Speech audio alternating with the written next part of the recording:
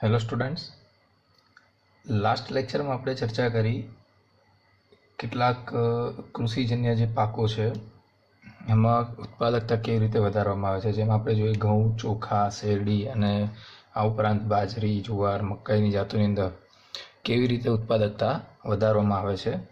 આજના લેક્ચરમાં આપણે જોઈશું કે રોગપ્રતિકારકતા, વનસ્પતિની અંદર રોગપ્રતિકારકતા પ્રાપ્ત કરાવવા માટેની જે પદ્ધતિઓ છે એની ચર્ચા કરીશું.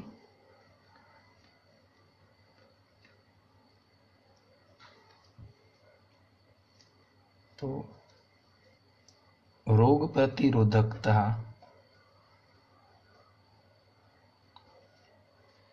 માટેની પદ્ધતિઓ.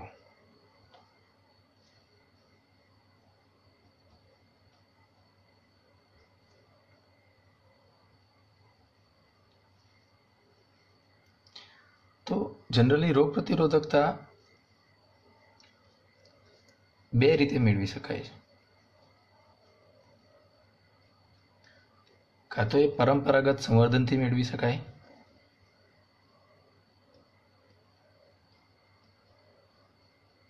પરંપરાગત સંવર્ધન દ્વારા, એટલે કે આપણે જે રીતે કૃત્રિમ સંવર્ધનની વાત કરી એ રીતે, અથવા તો બીજો રસ્તો છે એના જે જનીનો છે એમાં ફેરફાર કરીને, એટલે કે વિકૃતિ દ્વારા. ધ્યાન રાખો, અહીંયા પણ જે પદ્ધતિ અપનાવવામાં આવે છે એ જ 5 સ્ટેપ છે જે આપણે અગાઉ વનસ્પતિ સંવર્ધનની અંદર જોઈ ગયા. જેમ કે જનન રસને એકત્રીકરણ, પસંદગી કરેલ જે પિતૃઓ છે એમની વચ્ચે સંકરણ, જે સંકર જાત મળી એનું એનાલિસિસ કરવું, મૂલ્યાંકન કરવું, ત્યારબાદ એને મુક્તિ કરવી. આ બધા જે સ્ટેપ આપણે અગાઉ ચર્ચા કર્યા એ જ તબક્કા અહીં આગળ ફોલો કરવામાં આવે છે. આપણે અહીં આગળ જોવાની છે કેટલીક જે ફૂગ, બેક્ટેરિયા અને વાયરસની પ્રતિરોધક જે જાતિ છે એની ચર્ચા કરીએ. તો પહેલી જોઈએ આપણે ઘઉં. ઘઉંની એક જાત છે એ છે હિમગીરી. આ જે જાત છે એને ઘઉંની અંદર થતો જે પર્ણ અને કિનારીનો જે ઘેરું છે એની સામે લડવા માટે તૈયાર કરવામાં આવેલી છે. પર્ણ તથા કિનારીનો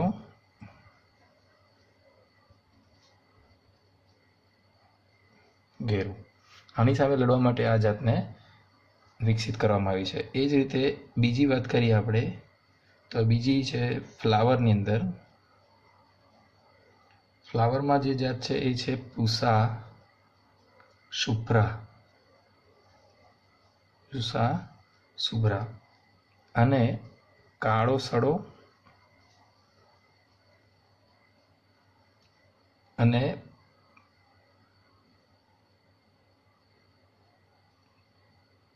ફૂગના કાળા સુકારાનો વલણનો રોગ. વલણ એટલે વળી જવું, વલણ રોગ અને ઘેરો કાળો સડો, આ બધા રોગની અંદર સામે લડવા માટે એને તૈયાર કરવામાં આવેલી છે. એ જ રીતે આમાં બીજી એક જાત છે જે સેમ આ જ રોગો સામે શું કરે છે, રક્ષણ આપે છે. એ છે પૂષા સ્નોબોલ K1. રાઈટ. એ જ રીતે ત્રીજી વનસ્પતિ જોઈએ તો એ છે રાઈ. રાઈની અંદર જે જાત વિકસાવવામાં આવી છે એ છે પૂષા સ્વર્ણિમ. પૂષા સ્વર્ણિમ કે જે સફેદ ઘેરું સામે રક્ષણ આપે છે. ચોથી જાત જોઈએ તો ચોળાની અંદર પૂષા કોમલ નામની જાતે વિકસાવવામાં આવી છે. આ બેક્ટેરિયા દ્વારા થતો જે રોગ છે, બેક્ટેરિયલ સુકારો, એની સામે રક્ષણ આપે છે. એ જ રીતે મરચાની અંદર પૂષા સદાબહાર આ વાયરસ દ્વારા થતા રોગ જેને આપણે મોઝેઇક રોગ તરીકે ઓળખવામાં આવે છે, મોઝેઇક વાયરસ, જેમ કે ચીલી,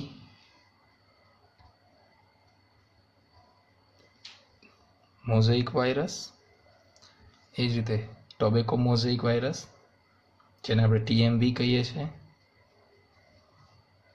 બરાબર, અને પર્ણનું વલન એટલે પર્ણ વળી જવા,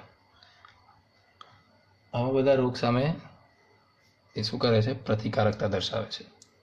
તો જનરલી પ્રતિરોધક વનસ્પતિ મેળવવા માટે જે જંગલી જાતો અથવા તો જે કંઈ પણ પાકની જાતો ઉપયોગ કરવામાં આવે છે એમાં રોગની સામે લડવા માટેના જે જનીનો છે એની સંખ્યા કેવી છે? ખૂબ જ ઓછી છે. અને પરિણામે આ પદ્ધતિ કેવી હોય છે? થોડી નીરસ બને છે. તો પાકની જાત અથવા તો એની જંગલી જે જાત છે, વાઇલ્ડ વેરાયટી કહીએ, એમાં રોગ પ્રતિરોધક જે જનીનો છે, જે ઓળખાયેલ રોગ પ્રતિરોધક જનીનો છે એની સંખ્યા કેવી છે? ઓછી. અને પરિણામે આ જે પદ્ધતિ છે કેવી છે? નીરસ પદ્ધતિ છે. તો બીજો રસ્તો કયો છે કે આપણે જેના ઉપયોગ દ્વારા જનીનો ઓળખી શકીએ છીએ? તો બીજો છે જનીનોની અભિવ્યક્તિ દ્વારા જે કંઈ પણ પ્રતિરોધક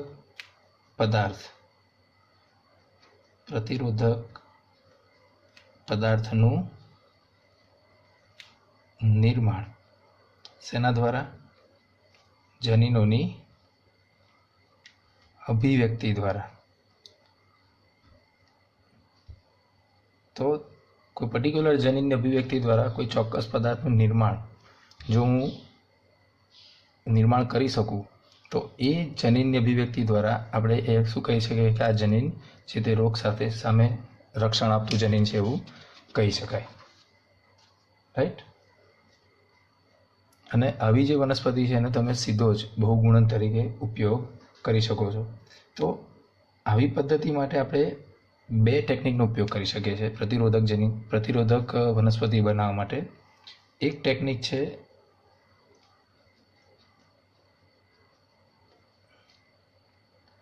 પ્રતિરોધક વનસ્પતિનું નિર્માણ આપણે બે રીતે કરી શકીએ છીએ. એક તો સોમાક્લોનલ વેરિએશન,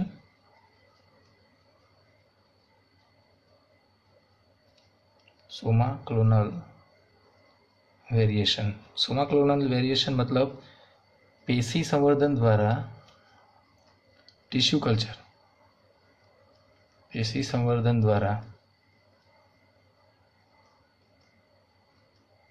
જે ઉત્પન્ન થયેલ વનસ્પતિમાં જોવા મળતી વિવિધતા એને આપણે શું કહીશું? સોમાક્લોનલ વેરિએશન. અને બીજી પદ્ધતિ છે જીનેટિક એન્જિનિયરિંગ.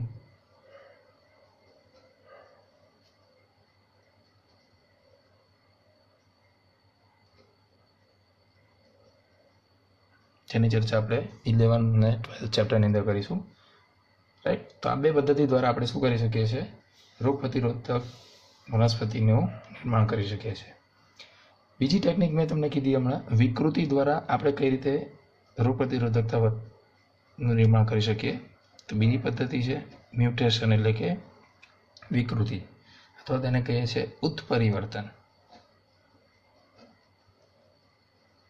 ઉત્પરિવર્તન ઓર મ્યુટેશન. તો વિકૃતિ એટલે જનીનોના નાઇટ્રોજન બેઝના ક્રમમાં શું થાય? ફેરફાર, જેને આપણે શું કહીએ છીએ? વિકૃતિ. અને આ ફેરફારને લીધે નવી લક્ષણ ધરાવતી જાતિ શું થાય? ઉત્પન્ન કરી શકાય. નવા લક્ષણો ધરાવતી જાતિનું નિર્માણ થાય.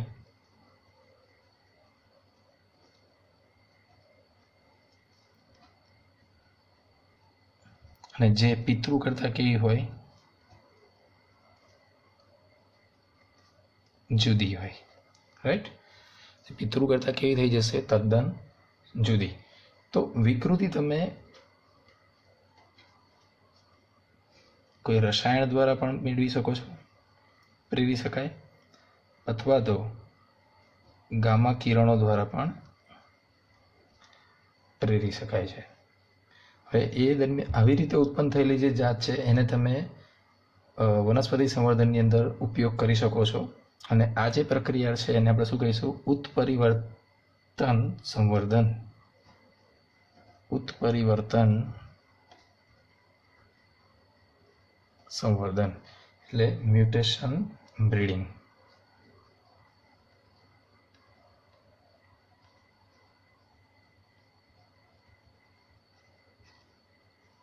ઓકે, ઉદાહરણ તરીકે વાત કરીએ તો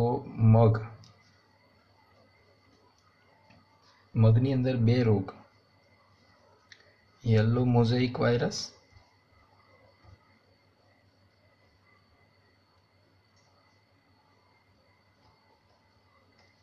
અને પાવડરી મિલ્ડ્યુ. આની મગની વિકૃતિ દ્વારા આવી જાત વિકસાવવામાં આવી કે જે આ બે રોગ સામે શું કરે છે? એનો પ્રતિકાર કરી શકે છે. તો વનસ્પતિની કેટલીક કૃષિજન્ય જે જંગલી જાતો એ પ્રતિરોધક લક્ષણો દર્શાવે છે, પણ તેમની ઉત્પાદન ક્ષમતા કેવી હોય છે? ઓછી. દાખલા તરીકે વાત કરીએ તો જે જંગલી જાત છે, ધારો કે એની પ્રતિરોધકતા કેવી હોય?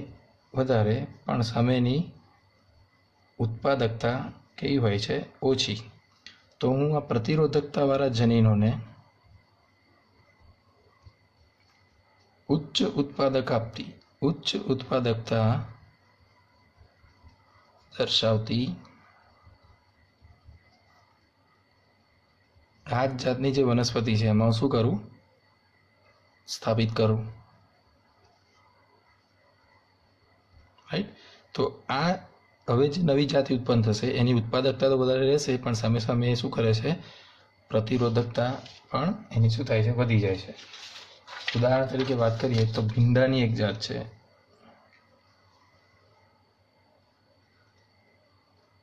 ભીંડાનું વૈજ્ઞાનિક નામ છે એબેલમોસ્કસ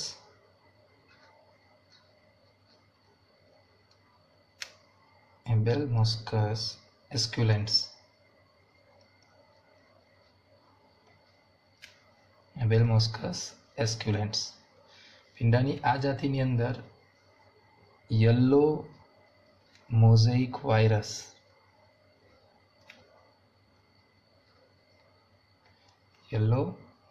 વાયરસ સામે લડવા માટેના જનીન જંગલી જાતમાંથી દાખલ કરવામાં આવ્યા. પરિણામે આ જાત કેવી બની? રોગ પ્રતિરોધક. અને એને કહેવામાં આવે છે પરભાણી ક્રાંતિ. કહીશું પરભાણી ક્રાંતિ. તો આપણે જે આ બધા એક્ઝામ્પલ જોયા એની અંદર પ્રતિરોધક જનીનો, ઉદાહરણ તરીકે આપણે એમાં જનીનો જે લીધા છે એ એની જે પર્ટિક્યુલર જાત, પાકની જાત અથવા તો એની જે સંબંધિત જંગલી જાત છે એમાંથી લેવામાં આવે છે. પ્રતિરોધક જનીનો એની સંબંધિત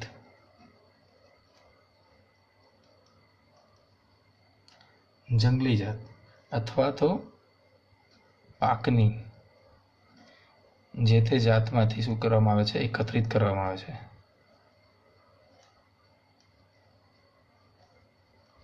બરાબર. ત્યારબાદ એ જનીનને જે તે ઉચ્ચ ઉત્પાદકતા આપતી જે જાત છે એની અંદર શું કરી દેવામાં આવે છે? ટ્રાન્સફર કરી દેવામાં આવશે.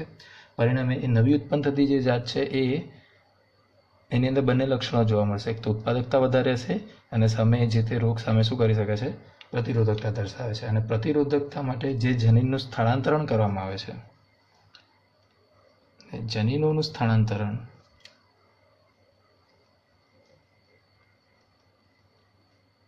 એ લક્ષ્ય વનસ્પતિ એટલે કે ટાર્ગેટ પ્લાન્ટ અને સ્ત્રોત જે વનસ્પતિ છે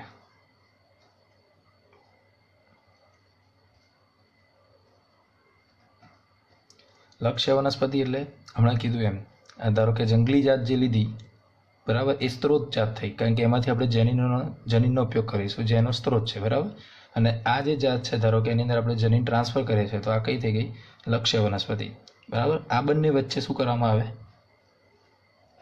લિંગી પ્રજનન, જેથી કરી અને આ જનીન એની અંદર શું થાય છે? ટ્રાન્સફર થાય છે. ઓકે. અને ત્યારબાદ જે સંતતિ ઉત્પન્ન થાય એને શું કરવામાં આવે છે? પસંદ કરવામાં આવશે. ઓકે. તો આ રીતે નવી જાતિ આપણે શું કરી શકીએ છીએ? બનાવી શકીએ છીએ કે જે તે રોગ સામે પ્રતિકારકતા દર્શાવે છે. તો આવીને આવી કેટલીક બીજી જાતિની આપણે ચર્ચા કરીશું કે જે કીટકો સામે પ્રતિરોધકતા દર્શાવે છે. આજે જોયું આપણે કેટલાક ફૂગ છે, બેક્ટેરિયા છે, વાયરસ સામે રોગ પ્રતિરોધકતા દર્શાવતી વનસ્પતિની ચર્ચા કરી. આવતીકાલે આપણે ચર્ચા કરીશું કે કેટલાક એવા રોગ છે કે જે કીટકો દ્વારા થાય છે અને વનસ્પતિ પોતે જ આવા કીટકોની સામે શું કરી શકે છે? રક્ષણ આપી શકે, જેથી કરીને આપણે એની ઉપર એના માટે ઉપયોગ કરવામાં આવતા જે કીટનાશકો છે એનો ઉપયોગ શું કરી શકીએ છીએ? ઘટાડી શકીએ છીએ. ધન્યવાદ.